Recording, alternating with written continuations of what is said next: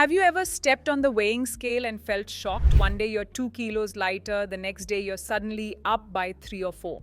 And you start thinking, did I eat too much? Did my workout stop working? Why am I suddenly gaining fat? But the truth is, not every kilo you see on the weighing scale is fat. A lot of times it's just water weight. I'll explain it with a personal experience. This summer, my dad went to Canada for a holiday.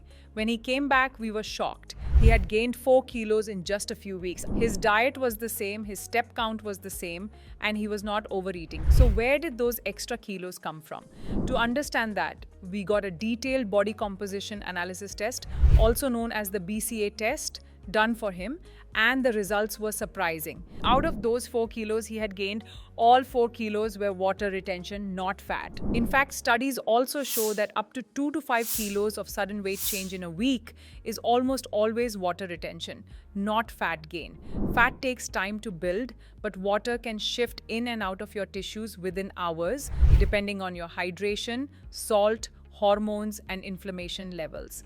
And today I'll show you exactly why this happens and how you can fix it naturally. So by the time we're done, you'll be able to tell if your weight is really fat or just water.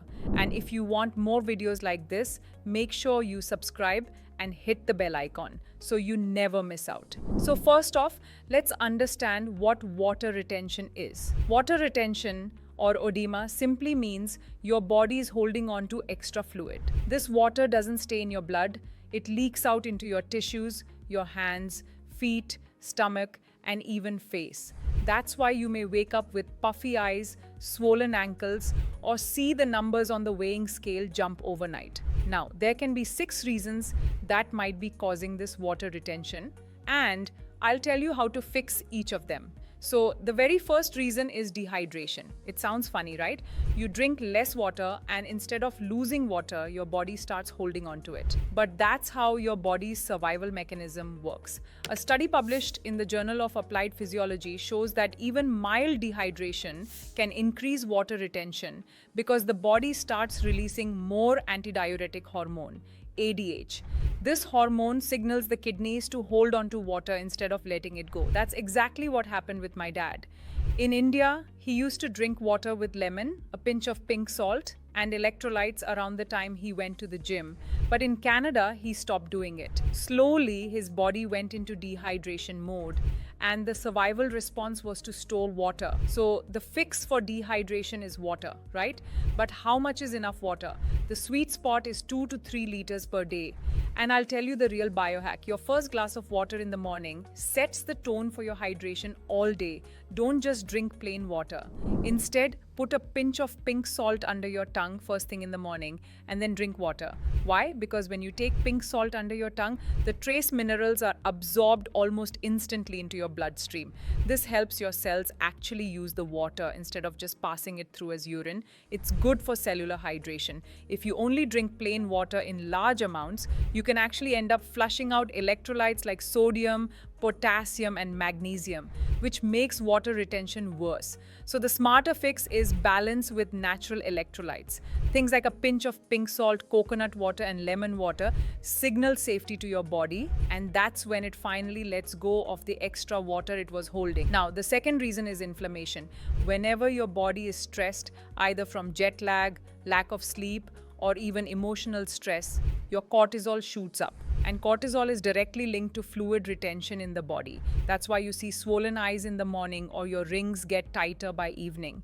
Studies suggest that cortisol actually influences kidney function and causes sodium and water retention.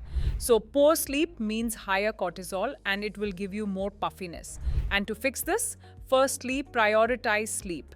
Sleep and wake up at around the same time every day. And avoid screens at least 45 minutes before going to bed. Add anti-inflammatory foods like turmeric with black pepper or ginger tea. Practice 4 and 6 breathing. Inhale for 4 counts, exhale for 6 counts, and repeat it 10 times. And here's a small lifestyle hack, especially if you travel often or take long flights. After landing, try walking barefoot on grass or soil. This helps your body absorb negative ions from the earth, which neutralizes the excess positive ions built up during the flight. It calms inflammation, improves blood circulation, and helps your lymphatic system drain that excess water. It's a natural and calming way to recover faster after traveling. The next biggest myth we need to bust is salt. Most people think salt causes water retention, but that's not completely true. Even natural salts like pink salt, rock salt, or sea salt can cause water retention if they are not balanced with enough potassium in the diet. Studies suggest that high sodium without enough potassium leads to significant water retention and blood pressure issues.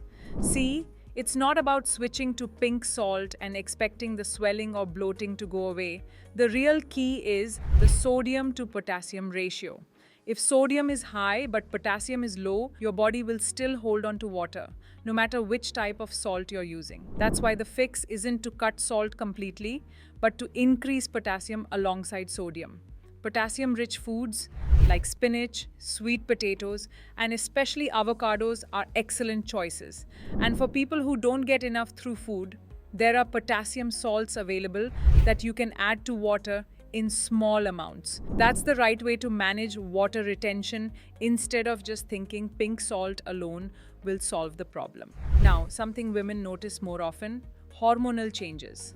Before periods, during menopause, or with thyroid imbalances, estrogen and progesterone shifts can make your body hold water. Progesterone especially drops before periods, which naturally leads to bloating. Magnesium is a game changer here. Its supplementation can significantly reduce premenstrual bloating and water retention. So if you add almonds, Brazil nuts, pumpkin seeds, spinach, and cashews into your diet, your hormones and your water balance improve. And lastly, the lifestyle reason no one talks about: sitting too much. When you sit for long hours, blood circulation slows down. Fluid starts pooling in your legs and ankles. That's why swelling is so common after long flights or desk jobs. The solution is simple. Move every 30 to 40 minutes. Even 2 minutes of walking or stretching resets blood circulation. And here's a hack: lie down and elevate your legs for 10 minutes in the evening. This simple act helps your body drain excess fluid naturally. And if you travel a lot or your sleep is all over the place, here's another thing you can do. When my dad came back from Canada, apart from dehydration, one big issue was jet lag. His circadian rhythm, the body's natural clock, was out of sync. That alone can trigger inflammation and water retention. A simple way to reset your circadian rhythm is morning sunlight. The first 10 minutes of the day are golden. If you step outside and look at the morning light, your brain gets the signal to reset your body clock. Do this for 2 to 3 days consistently, and your rhythm naturally comes back on track.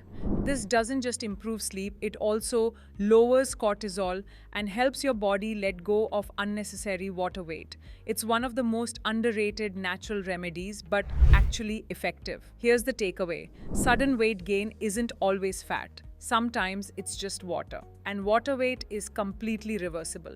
My dad's story is proof.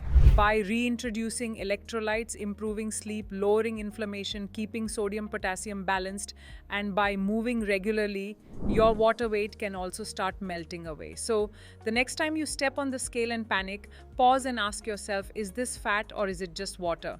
If you found this video valuable, don't forget to hit like, share it with someone who's stressing over sudden weight gain, and subscribe for more practical, science-backed content every week. And remember, when you understand your body, you don't just lose weight, you gain freedom from the stress and confusion that keeps so many people stuck. See you in the next video.